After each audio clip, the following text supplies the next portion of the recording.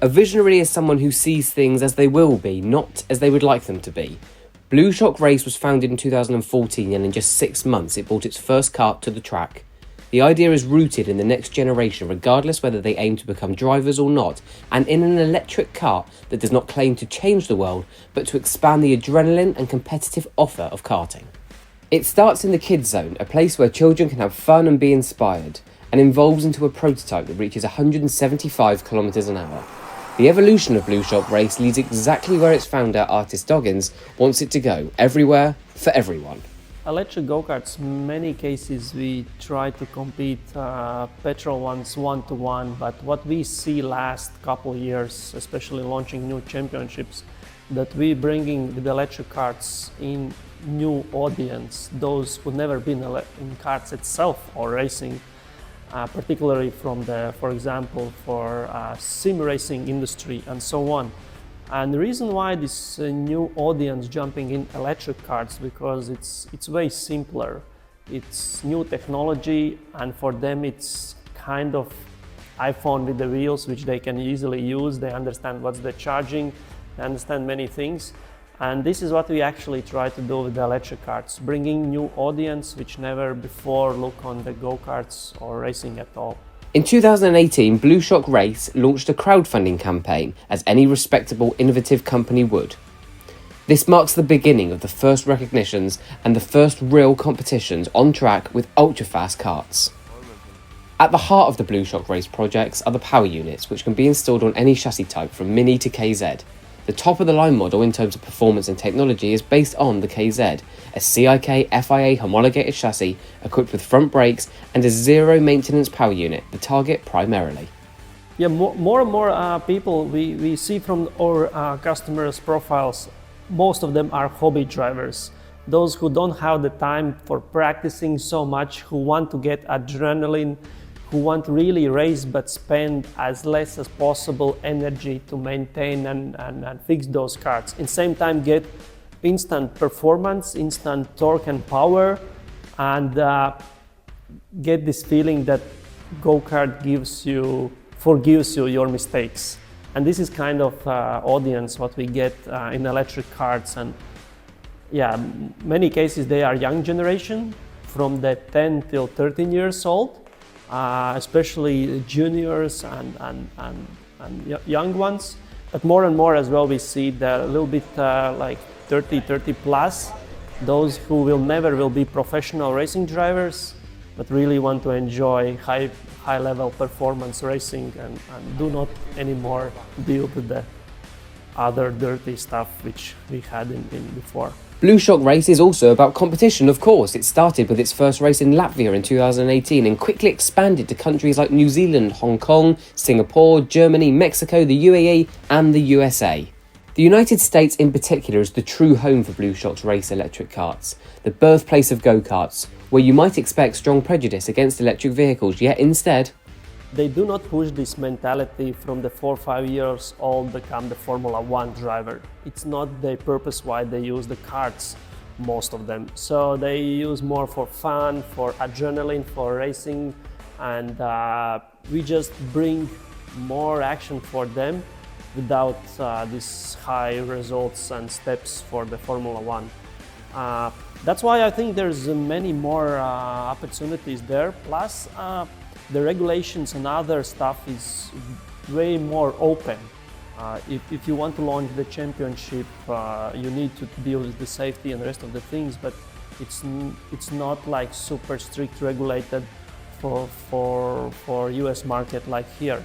So this gives you more opportunities for more drivers gathering. What about the performance of an electric kart? How does it compare to gas-powered karts like an OK or KZ? One power unit, in our case it's all engine, battery and everything. By software could be adjusted from the cadet class till the senior class racing driver, just the raising or downgrade the power, and this is huge advantages. Where is the maximum capabilities? Right now we are very close to go like in shifter class at performance, very close. Maybe in super high speed tracks we are a little bit behind of the top speeds, but it's not because we can't make it, but it's because we try to keep in certain price range for a certain period in racetrack. So technically we can go even higher, but not necessary. And yeah, the performance is there, and we can compare to any existing classes if we want, but we try to make new generation for classes, and sometimes we do not even specially push the high speed levels, but more like we remember a lot of old tracks, small ones, we call it like Mickey Mouse tracks with a lot of small corners, less straights and everything. And most cases they are not anymore for the World Cup or European Cup championship level racings, but for electrics it's perfect tracks, so we can reduce the top speeds, increase acceleration speed, increase exits from the corners. In countries where dedicated e-leagues for karts with Blue Shock race power units have emerged, events are held on city circuits that drive the audience wild. Indeed, when people see them live and have the chance to try them, even the most sceptical realise that the electric kart is still a kart. Speed, adrenaline, reflexes, the thrill remains the same, or even better. In 2022 and 2023, Blue Shock Race reached Japan, and they mean serious business here too. Blue Shock Race strengths lie not in aiming to change the world with an electric vehicle, but simply in broadening the racing offer and in response to an exciting demand for pure karting, excitement, adrenaline and speed. This is exactly what the power units deliver. The green stuff and the electric stuff and petrol fuels and so on. And my answer always is I didn't start to make electric go-karts with high performance because of green technology. My main goal is provide experience, zero compromise, adrenaline full experience, which is easy to use. And the racing itself can't be zero emissions as far I understand from any perspective. So that's why I do not even discuss so much this topic.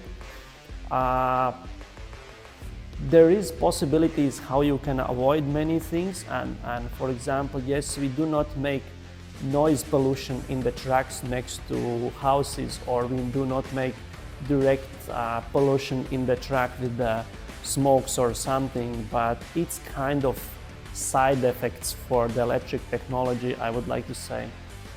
So that's why I do not push that side so much, and people who want to compare or tell it's not green, or especially like if you're dealing about the batteries, if the batteries are green and from where they come from and how they are produced, everything which is produced is some kind of CO2 footprint, and we can't avoid it. And yeah, same electricity, we can generate like American Championship, we charge from the Tesla Cybertruck or Championship, which we can tell that's complete green, but sooner or later this electricity is somewhere produced and this car is produced and so on.